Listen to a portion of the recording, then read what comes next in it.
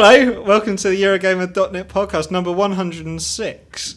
I'm Tom Champion, and with me today, Jonathan Bedford's here.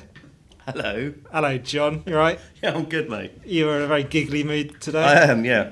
That's wonderful to see, mate. Not like you. No, not at all. Like you at all, to be honest. And also is Rob Purchase. Hello. Oh my gosh, that was amazing. For those of Yeah. you lucky enough to be watching the video of this podcast, you would have seen something extraordinary right there from... More spinning chairs. Well done, Bertie. Now, you've both been on trips recently. Yeah. Not the drug-induced kind, obviously, but Well. a very literal trip overseas. I feel a bit like Although, I am now. in Bedford's case, and possibly Bertie's, it might be the former.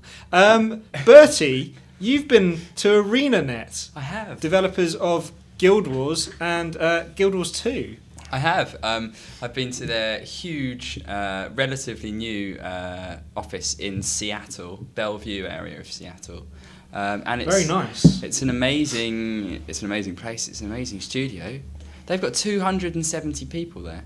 270. And they've got this kind of concept-y office, not concept, but they've got like a games room, and it's one of these sort of mega studios where they've got kind of googly thing where they've got Well, these... Bedford was at Blizzard the other week, and he Yeah. said they've got a giant orc. Have they got a giant orc at ArenaNet? There aren't any statues at ArenaNet. See, that's the difference between, Falling at the first makers hurdle. of Guild Wars, makers of World of Warcraft. Well, it's World of Warcraft. Those extra is- subscribers that's, get you a lot of statues. They just buy you a lot of solid bronze Yeah. statuetting. Sorry, Bertie, I interrupted you. Carry on. But Good yeah, hosting. they've got this incredible studio and loads and loads and loads of stuff. It's never really, when you hear about the studios that have got 270 staff, you never really think what it would actually look like when you go there. But that's 270 people. All sitting there making the game and chatting and just generally being people. And They must be pretty pumped right now, They are pumped. It was nearing the release of their next game. It was an open beta weekend. Was being hosted while we were there, so we got to see all that stuff going on from inside, from behind the Iron Curtain. Although there isn't really an Iron Curtain in this case, but it's not. So how's the game looking? What did you get to see? We got to play the game a lot, play through some solo content, create a character. Not solos. There's no solo stuff really. Play a character, get to whatever level we could get to. But we also did things with the developers as well. They came and led us through some. They bumped us up to level 30 at one point. Oh my God! Hacks. They cheated. They made an NPC in a hidden area, not a hidden area, but an obscure area of the world. And then they directed us to this NPC who boosted us up to level 30 and gave us loads of equipment and stuff like this. So we got to run a high level dungeon. Level 30, you can go right the way up to level 80, I think it is. Did anyone volunteer to tank or heal or anything like that? Well, this is the thing about... Oh, you don't have to, do you? This is the thing about Guild Wars. You don't have to make a character with a specific role. They're all about redefining the MMO experience. They are. Yeah, I should probably know that, shouldn't I? So you can make any kind of character, and that character can normally do any kind. Like rogues can tank, which is a kind of bizarre thing. Rogues being the squishy, sort of hard-hitting but squishy character. And they can tank using their blinding ability, so they can sort of dodge and tank, and they've got a way of doing it. And then all characters can kind of muck in and do similar things. And like right then and there, you can swap out. If you're a warrior, for instance, when you swap away from sword and shield, which might be a kind of tanky setup, but you swap and put like a two-hander on, your skills change at the same time, so you can then become like a more damage-focused person. So you can swap on the fly, which is really impressive. Do you think that's what MMO gamers want? Aren't they all about crunching stats and working out the sort of optimal builds and that sort of thing? Well, ArenaNet would argue, and maybe I would too, is that they are like that because the games require them to be like that. Right. Given the utility, it's a strange thing. Your view opens up when you play Guild Wars, and you think less about this, less narrow-minded. You become more open to playing all sorts of different classes because there isn't really a defined way of playing them. It's just about discovering different things that they can do. Will people still want to roll alts and things and play different classes? Because there's a whole distinction between. There's a whole history and things to the other classes, and maybe you'll then want to uncover more of the history and the personal stories that come from the other classes, rather than just being like, oh, this time I want to play a damage dealer. This time I want. There's no healer either, although some classes have healing abilities. Yeah. For instance, the Guardian that I was playing as at level 30 is a kind of, I suppose you could describe them as a paladin in other games. They have they hit with melee abilities mostly, or you can use a staff, which then mixes things up again. And they have sort of little area effect abilities. So you might slam down this thing that goes around your feet like a little circle, and that has a little healing thing, but also damages enemies at the same time. And you have lots of protection things, like you can boost your friend's armor and stuff like that. So you kind of become the responsible one of the party, keeping people alive. But then again, with that, as soon as you swap away from your sword and shield to a two-handed weapon, you get appropriate two-handed abilities, which are like smacking people up in the air and stuff like this. Did you do any more of the PvP? I didn't get a chance to try the World v World PvP, but people were playing it. World v World PvP is their gigantic PvP, which is inspired by Dark Age of Camelot, as we found out, for MMO fans who used to play that. So there's this massive open world, and it pits servers, entire servers of people against each other.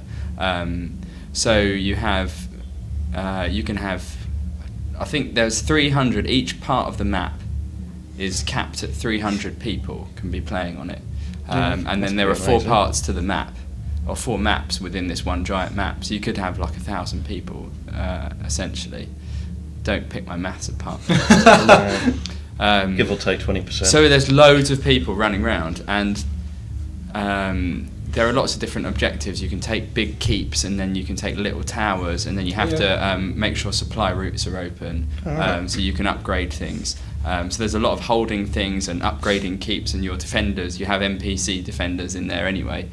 And as is the way with Guild Wars, there's quite a natural grouping, organic grouping method to it, where you're just sort of standing around the same area as a bunch of people, and the game, you're not actually in the same party as them, but you can work together with them, and the game kind of encourages that and rewards that, and it just kind of happens as you're running around, which is really nice. It doesn't feel like you need to start something organised, but you gradually get organised as the thing goes on. So people are playing that, and you can, when you join World v World PvP, your character automatically gets bumped to top level, level 80, and you don't have all the skills and abilities you might have accrued along the way if you're naturally level 80. So you won't be as powerful as a level 80, and you won't. But at least still hold your own. But you won't just like get hit. You won't get ganked. Is that a term I'm looking for? That is, yeah. Oh. So you can be a useful part of the machine, and you can also level up through playing PvP. So if you just wanted to play World v World PvP, you can just do that. It's not like you have to go, right now I'm going to go and get myself stronger by killing a load of monsters. You can just stay doing that, and you learn experience and things for when you go back to the non-World v World area of the game. So it's really... Are you pumped for this? Is it something you're looking forward to? Are you going to play it? When is it out? No one knows. They won't say. And they preceded they told you. They preceded our studio visit by saying. And they told you, didn't they? They didn't. It's a big under wraps thing at the moment, and they say they're fairly flexible. Well, this is the message they want to get across, that it's ready when it's ready. But I think look at the. It probably won't be ready on the day that Mr. Pandaria releases. No, I think to our readers, I would say look at summertime. Summertime. Well, it feels like summer already. It does. It's blinding my eyes. It's beautiful. The sunshine in here today. Yeah, it's lovely. Look at that. It's very nice out there. Just want to turn the camera. This is great radio. Look at that. Great radio and great television. Yeah. Wonderful. Okay, John Bedford, you've also been on another trip, fresh from your Blizzard journey. You jetted off to Iceland. Yeah, for CCP fan fest. And what is that for people who don't know? What are you talking about? Well, it's getting EVE community members from around the world to fly to this tiny island in the middle of the Atlantic and get drunk for 5 days and see presentations. There was a big focus on Dust 514. Yes, on the first PlayStation day. 3 FPS thing. Yeah, that's the one. Yeah, so that was the focus of the Thursday, and then it sort of moved on to the more traditional EVE Online, and interspersed with solid binge drinking throughout the 5 days. Good work. I hope you represented Eurogamer appropriately. Amazingly well. Well done. Dust 514 is the PlayStation 3 exclusive FPS that ties into EVE's main game. Yes, and what was very exciting actually is that at the last FanFest, and this was prior to the whole the summer of discontent they had last year, they showed a future vision trailer about how, in the far off future they see EVE and Dust coming together. And one of the things that was featured in that was the ability for EVE players to be able to bombard PS3 players with laser beams from space. Okay. And of course, the talk after that was this will never happen, or it won't happen for like 15 years. The technology's not there. And I imagine partly as a result of the trouble last year, that CCP have kind of gone to task and said, right, let's make this happen. Wow. And so one part of that is going to happen, and we were showed, there was a presentation on the Thursday, I believe, where 2 developers were playing Dust on stage, on like the projection screen split into 2. Yeah.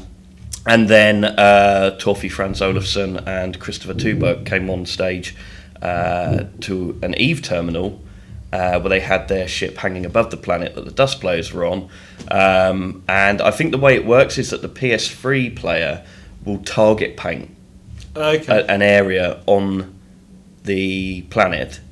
They then have to send a code with cross-platform communication to the EVE player, enter the code, and then firing a siege weapon. And we saw it in real time. They had people playing Dust all over the world, in the Shanghai offices, in Atlanta, so it wasn't smoke and mirrors. And actually saw the bombardment come from the PC and then land on the planet within a couple of seconds. So really amazing technology. Pretty impressive stuff. Really impressive. So how is Dust looking? Is it shaping? Is it going to find its audience? How does it play? Because I remember speaking to them, and their business and the model, everything sounded great, but they haven't made an FPS before. No, it's much more strategy focused or teamwork based, more like a Battlefield than a Call of Duty, for example. How does it play? What does it feel like? Yeah, it feels solid. There are some kind of archetypal classes, if you like. There tends to be the heavy infantry warrior, which everyone it almost got a mythology over the weekend because it felt overpowered, and yet gradually people found ways to exploit it. Then you've got light infantry, snipers, piloting aircraft, very alien-esque tanks. Yeah. That classic tank look from Aliens. And in terms of how it feels and plays, everyone kind of went at it like a run and gun at first. And then what was really cool is there was a definite moment where everyone stopped to think and like gather themselves on the battlefield, and there was a real change in how it played as people kind of got to grips with the map. So it's very cover based. Yeah. The radar system is great, really works well. I must confess to not being the greatest shooter fan in the world, but it seemed pretty rock solid to me. Yeah. And the build we saw was a few months old. It wasn't the shiniest thing you've ever seen, but they assured us that leaps and bounds have been made since then. Do you think it can compete with stuff like Battlefield and? Yeah, it offers something that none of those games can, which is that connection to the EVE world. And what I was really impressed about is, without obviously the sort of ball-breaking complexity of EVE Online, they've really captured the feel of it in the skill progression. The same sort of things like artillery gun expert and all these kind of names that are familiar to the EVE universe and the interface. So you'll level up your character passively as you do with EVE Online, but by performing certain actions, you also increase your skill points. And I think they reckoned it would take at least 7 years to max out in every speciality. Wow. So insane. So it's free to play, as I mentioned. How are they going to make any money out of this? Microtransactions. Hurrah! Which they are confident they will do better than last everyone. year. Oh, okay. Yeah. So it's going to be cosmetic, I think. It's like, here, have a nice brown and gold Oh, Yeah, so we- it's version of the. sort of Team Fortress. We posted Yeah. a little bit of info about their plans for the free to play things. And Yeah, it's- you covered this a lot. The so- big message from them was it's not pay to win. You'll Right. get things that there'll be time saving boosts. There'll be cosmetic like appearance customization, and there'll be, I love this word, side grades, which What's a side are grade? new weapons and things, or weapon unlocks, which aren't upgrades, as in they're not Oh, better. I They're just different. Although Yeah. maybe they will be more powerful. Maybe sound different or Yeah. yeah. So they're conscious, and you have to. I mean, they've had huge flack from their very hardcore Eve audience about the microtransactions in Eve Online. So they've done a lot of learning. So like, it's not their first attempt. Well, they were Yeah. very honest. They almost apologised too much in the presentations, but they were very clear in sort of giving the message that whole situation last year could have brought the company down. It really was a. But it's like with most things. What doesn't kill us makes us stronger. And as cheesy as that is, they've had to make a big mistake, and let's got to believe that they won't make it again, Yeah. or at least hope. Yeah, historically, multiplayer shooters have struggled on consoles. Yeah. If they're not Battlefield or Call of Duty. If you look at stuff that's very polished and pretty well made, stuff like Section 8, good game, Chrome. Hasn't the Chrome Killzone Houses multiplayer Extend, gone free to play or something? Shadowrun, all these kind of things, they Crucially, though, don't ever seem to kind of stick around. They just get swamped in the end by the. Well, they have an existing world to attach to, and I think that's really, really important. But it's a very different audience to Yeah. console gamers, basically, isn't it? The Eve audience. So is it gonna get an audience? Is it gonna find? Yeah, I think it'll find its home and sustain itself. I mean, I think one of the things that was really important about this orbital bombardment that they showed off and said, yeah, it's coming with the game, because that gives purpose to Eve players. It gives meaning. It's not this kind of like instant annihilation button that people were saying, why do I want to play a game where I can just like be instantly zapped by some hardcore nerdy Eve player going banging buttons. Because what could equally happen is that you as a player on the ground could choose to give the wrong information. You could backstab them and actually have the guy in space be bombarded by an assault. So there's plenty of room for each side to kind of do the whole political intrigue thing. Right. And I think having that meaning and attachment means that people will stay with it for longer. Yeah. And it's a really, it's a solid shooter. There's no barrier to entry with the free to play. That, I think, and I think people crucial. will get sucked in to it very, very quickly. The fact that it's free to play, and they've got a lot of their online systems are, like you said, come from Eve, so they've got a solid history there of making online systems that are, sticky. People play them. Whether shooter fans will go for it yet, that's the question. But with free to play, there's not much. No. There's a very convincing argument there. You're like, well, just try it, give it Yeah. a go. I was interested to find out is when I spoke to Brandon Lorino, the executive producer of, I met him, of Dust. He said a lot of the discussion was going to happen or start at Eve FanFest about how the ties between Eve and Dust develop, because this is just the start. Was the message. Did they say anything about? Well, they've made huge changes to the underlying technology behind all of this, and I said to I interviewed Hilmar on Saturday, the CEO of CCP, and was saying, is there, was this kind of like a love letter to the fans after the trouble last year, the orbital strikes, and he was saying, well, it's simply that we could not have done it before. It would not have been physically possible. But having changed all of the technical infrastructure, they've got this system called Crest, which ties everything together from one client to another. And he was saying, having actually done that, we can now do whatever we want in this interaction between the worlds. But as he was saying, that's a very different proposition from doing what's right. So they're going to tease very gently between the interaction between the two worlds, because they don't want to crash the economy in Eve. Or there's this. This involves saying a rude word on the podcast, so I do apologise. But there were the CCP have had many slogans over the years about excellence is our basis for everything and all this kind of thing, and the mentality now, as someone said, I think in the World of Darkness presentation, was almost that unofficial internal motto is now don't fuck with Eve, right? So everything that they do is first and foremost, is this going to damage Eve? Yeah, and this is the message I got from Brandon was that they clearly, after having cheesed off the Eve audience so much last year and being antagonising them with what they thought was the right direction, what they were telling Eve players was the right direction, and Eve players were saying, I don't want this, I want something else.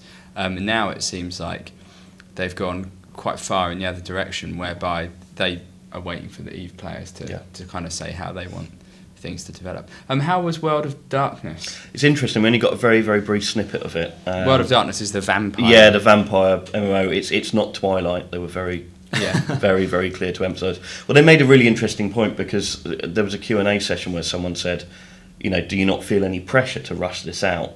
To sort of I thought it was on hold. I thought the whole project... Yeah, it was. It was really strange. They went into kind of seclusion, I think, the people who were working on it. And I think this is also part of the internal structural organisation problems that they were having, because the World of Darkness team at one point was pulled off that project completely and said, right, come and work on Dust.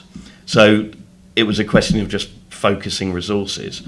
And they're now back into it, but they're working very quietly in the background when they've got something to show. What have they got at the moment? Well, again, they wouldn't discuss many specific details, but they showed us a flyby through a city, which was kind of cool.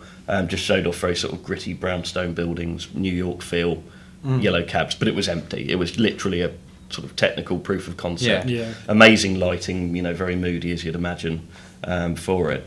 But when they were talking about the whole, do you feel pressured to get this out? Their take of view is that vampires are always kind of popular. Yeah. It goes through phases, but it's always in the mentality somewhere. You'll have a big film come out like Bram Stoker, the Gary Oldman film, that Dracula. Dracula, that film. So it's always kind of there in the conscious, and they don't feel that they have to get it out to sort of capitalise on. They might do well to distance themselves from Twilight anyway, because I'm sure that is not the sort of fan. Very gruesome as well. But they were saying it's not going to be like violence porn, but it is going to be very brutal. Yeah, hot, mature. Well, I Adult. guess any strides they make on console with Dust and how that goes there dictates whether World of Darkness will be a next gen console game. Yeah, I guess, because it's not going to happen this gen. There you go. FanFest was not without its controversy. No. Were you there for the... No, I will be at the next one, for sure. Sum it up for us, what happened?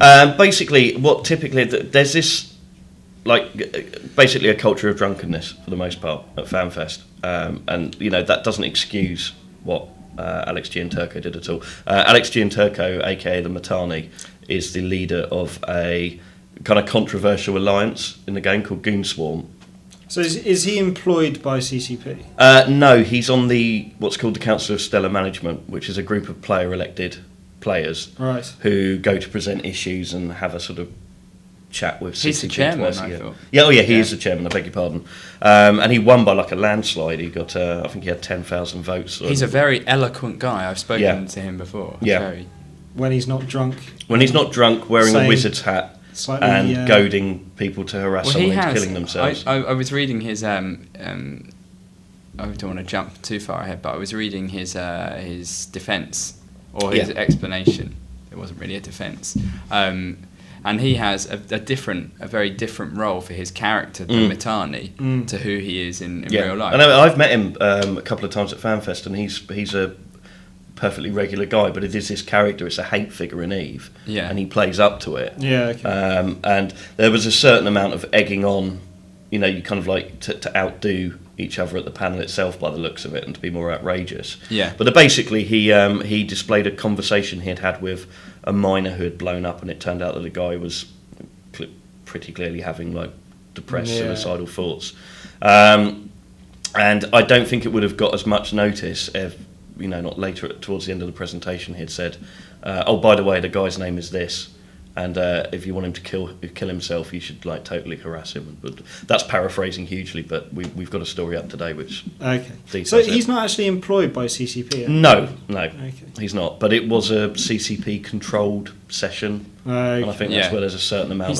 He's the most famous Eve player, I would say, and he's not employed, but he's not very far removed. I mean, he doesn't answer to CCP in any way. But he's clearly a kind of spokesman. But for the game. Yeah, he's the closest as it comes. Players elect this Council of Stellar Management, and he's the chairman of this Council of Stellar Management. So he's an important part.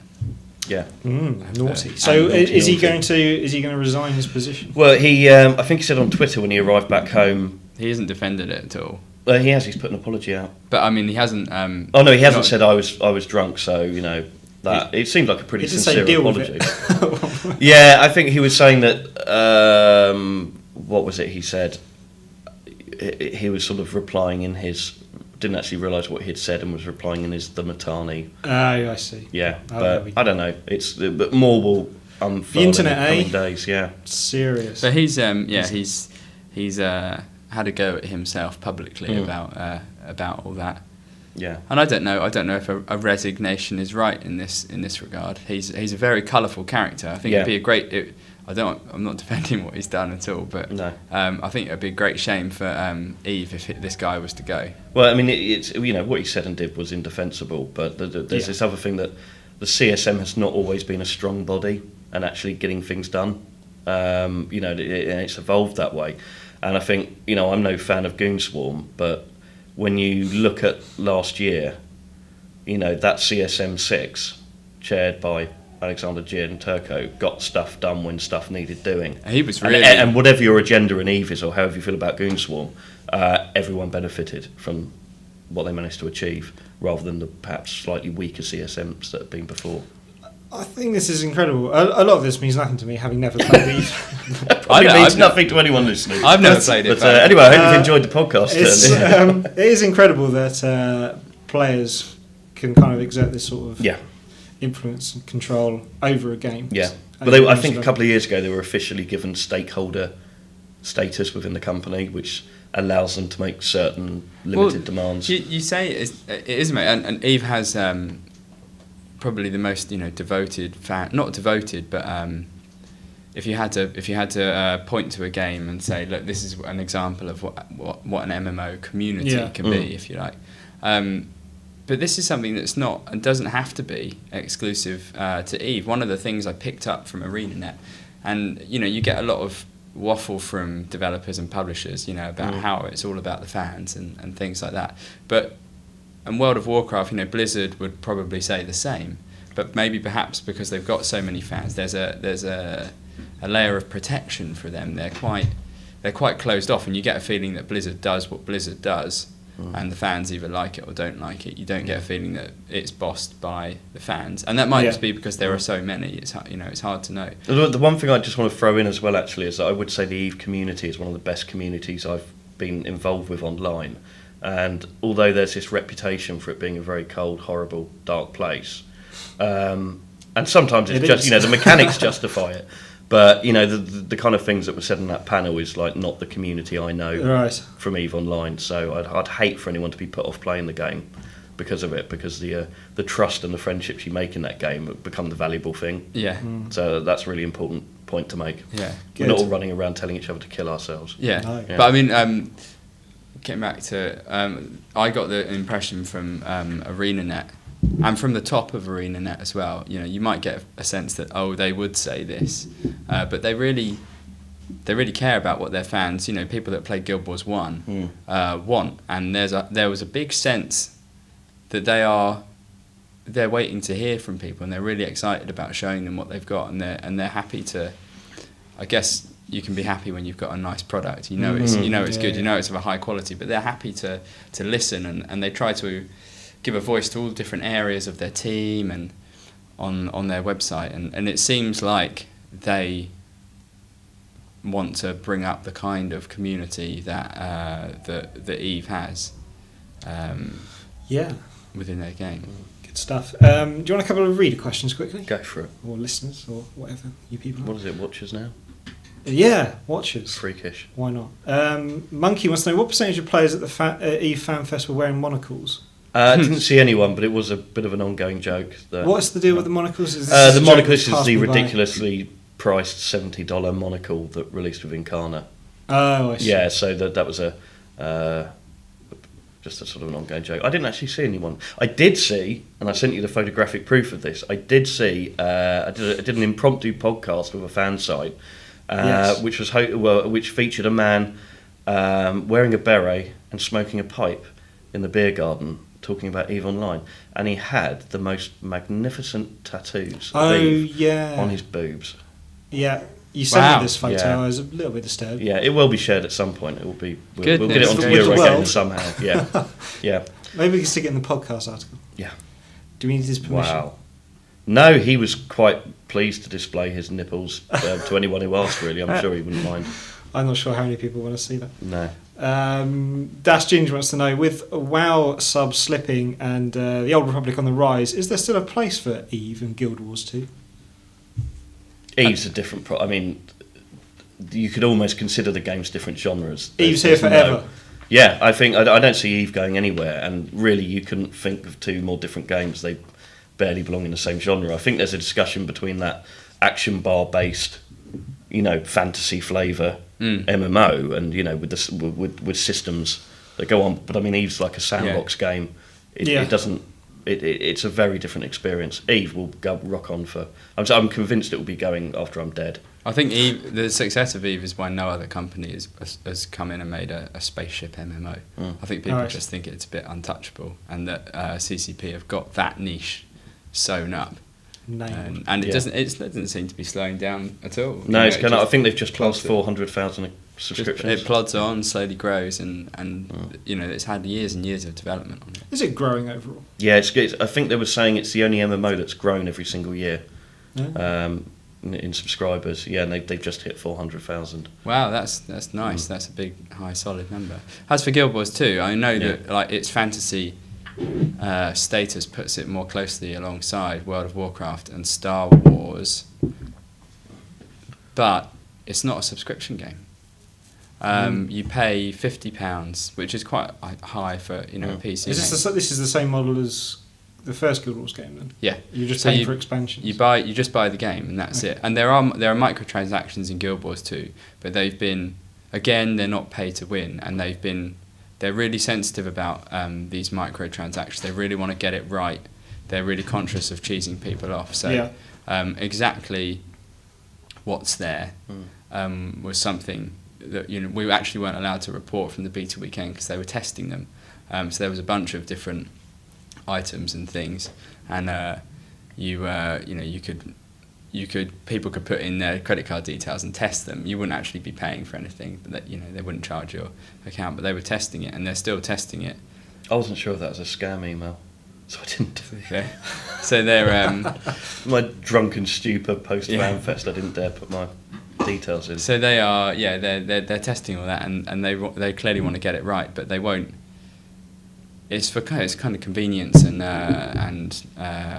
customization and all that stuff again. It's not pay to win, but so they're not a subscription MMO. So they don't. Star Wars and World of Warcraft are very direct competitors because they're both subscription MMOs. They follow exactly the same model. And it's that kind of theme park mechanics where you will go and do this activity. It will always be there, and it will be there when you've done it. Yeah. Right. I get the feeling that Guild Wars 2 will actually benefit from WoW and Star Wars because.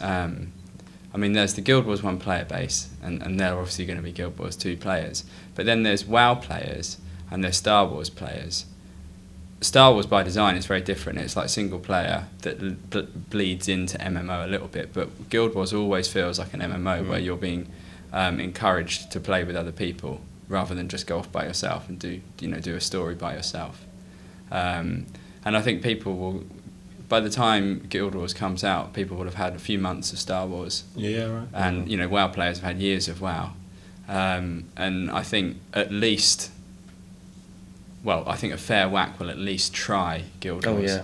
And it's easier to keep going on it as well because you're not paying that £9 a month. Well, that's it. You could try it and then you can go back to have it on the side. I fancy doing a bit of Guild Wars PvP. And then, ArenaNet, I guess, I hope, and then NCSoft are hoping that people will obviously like what they play and stick around. And it's pretty convincing when you play it. It's a very forward-looking MMO. They've challenged every aspect of MMO development, where Star Wars was relatively happy, conservative, wasn't it? Yeah, conservative and stuck with the WoW type mechanics. Yeah, okay. By and large, they have got their own ideas, and obviously the story part was big in that. And WoW is obviously the tried and tested model, but the developers are iterating on that. But even so, Guild Wars has enough that's different to make it. You want to get newer ideas around, and I would urge every MMO player anyway to try it, because it's clearly a very, very high quality MMO. Give it a bash. Yeah, and it's got some great ideas. Obviously, if people don't like the land, don't like the fantasy, whatever, then they can come back. But you'll probably get your money's worth out of the box. Yeah, exactly. There's a whole lot of content there. 270 people have been making the game for 5 years, and they already had a solid base. It wasn't like they were starting from scratch. They had a solid base, a solid lore.